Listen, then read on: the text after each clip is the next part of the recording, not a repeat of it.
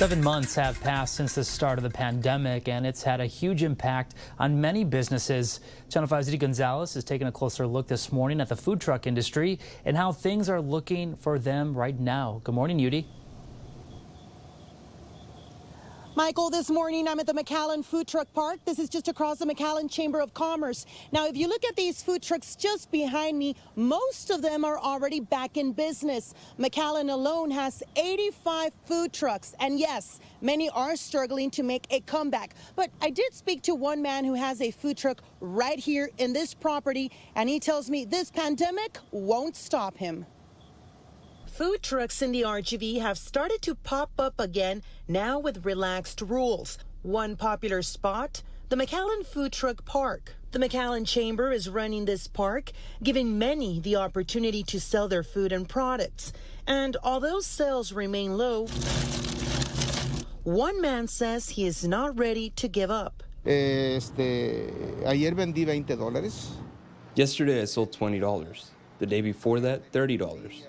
But I'm happy. Even if that was only $1, we have the wheels going, and we are now working. Francisco Aguayo works long hours. He's trying to stay optimistic as he continues to sell his paletas, or ice cream, and homemade popsicles. He says the pandemic is an opportunity to reinvent yourself, your product, and your business model. Antes había mucho movimiento de gente aquí.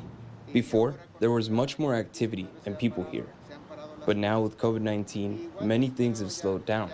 I already expected this. We are conscious of what's happening, but I am ready to face it. And it may be a while before we know just how many of these food trucks were shut down for good. We will know in a year from now all the businesses or restaurants that shut down because of the pandemic.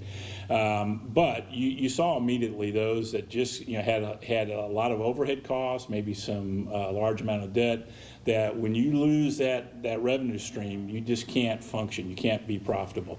And so we saw several of those businesses when we first started, when the pandemic first hit in March. We surveyed our businesses, found that about 18% at that time thought maybe that they would go out of business. McAllen Chamber CEO and President Steve Alania says their third recent survey now showing that only 5% think they may go out of business in the next 12 months. So I anticipate when we get to the 1st of January 2021, as we turn the page, I think we'll see an increase in activity. The McAllen Food Truck Park is close to its full operating capacity with only 3 empty slots.